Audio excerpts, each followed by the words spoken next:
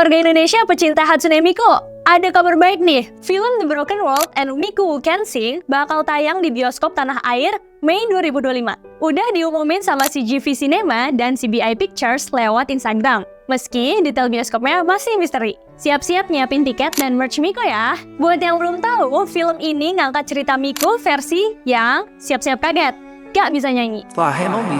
Virtual idol sejumlah umat itu tiba-tiba kehilangan suaranya. Tenang, ini bukan soal teknis vokal synthesizer yang error, tapi lebih dalam dari itu. Di film ini, Miku digambarkan sebagai sosok yang meski punya suaranya flawless, gak bisa nyentuh hati pendengarnya. Padahal sebagai Vocaloid, dia secara literal dibuat untuk nyanyi dan terhubung dengan manusia. Tapi di sini, Miku justru bertanya, apa arti nyanyi kalau lagunya cuma numpang lewat di telinga orang? Ini mirip banget sama perasaan anak band atau penyanyi indie di Indonesia yang sering nongkrong di kafe-kafe kecil atau upload cover di YouTube. Mereka bisa shredding gitar sempurna, jago banget ngak-ngak teknik vokal falsetto hasil dari les vokal seumur hidup.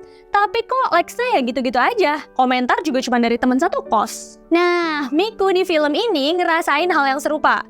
Dia nyanyi tapi kayak ada tembok kaca yang ngehalangin suaranya nyampe ke semua hati orang. Bukan karena kurang latihan, bukan karena nggak jago juga, tapi karena dia lupa musik itu bukan cuma soal skill, tapi juga soal menyampaikan perasaan kepada pendengarnya. Ini rada cheesy emang, persis kayak kita kadang-kadang terlalu fokus ngejar teknik pitch tinggi atau lirik puitis, sampai lupa bahwa yang dibutuhin orang itu sebenarnya adalah kejujuran. Di Indonesia, ada jutaan orang yang bermimpi jadi penyanyi. Tapi mungkin seperti Miku, kita kadang terlalu sibuk menjadi sempurna, alih-alih menjadi diri sendiri. Miku yang nggak bisa nyanyi sebenarnya cerminan semua orang yang pernah ngerasa suaranya nggak didengar. Bukan karena jelek, tapi di tengah banjirnya konten musik sekarang, orang-orang lebih mudah skip lagu daripada nyimak maknanya. Tapi justru di situ, Miku dan kita diajak untuk berhenti sejenak dan nanya, apa sih yang bikin sebuah lagu itu berharga? Jawabannya mungkin ada di cerita Miku ini. Cerita dia mulai belajar dengerin orang lain sebelum berharap didengerin. Ketika dia ngerti bahwa musik bukan cuma alat pamer skill,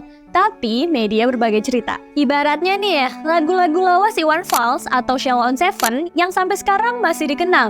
Itu bukan karena teknik vokalnya yang wah banget, tapi karena mereka nyanyi dari dan untuk pendengarnya. Mungkin kita semua sedikit mirip Miku. Jadi, waktu nonton nanti, jangan cuma fokus sama animasinya yang colorful atau lagu-lagunya yang catchy. Tapi, resapi juga perjalanan Miku yang sedang belajar bahwa suara itu bukan cuma soal teknik, desibel, atau notasi. Tapi, soal keberanian buat terbuka tentang ketulusan yang kadang-kadang harus diulang-ulang sampai nemu frekuensi yang tepat sama pendengarnya. Buat kalian yang masih gigih nyanyi di kamar mandi atau ngeband di garasi, ingat, Miku aja yang virtual masih berjuang buat nyampein hatinya.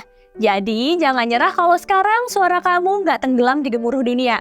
Siapa tahu, seperti Miku, kita cuma perlu nemu sekai versi kita sendiri. Ruang di mana suara yang selama ini kita cari ternyata ada di kejujuran untuk nggak takut jadi imperfect. Nantikan filmnya di Mei tahun ini, siapa tahu abis nonton kita semua nemu alasan baru buat terus nyanyi dengan cara kita sendiri. Bye!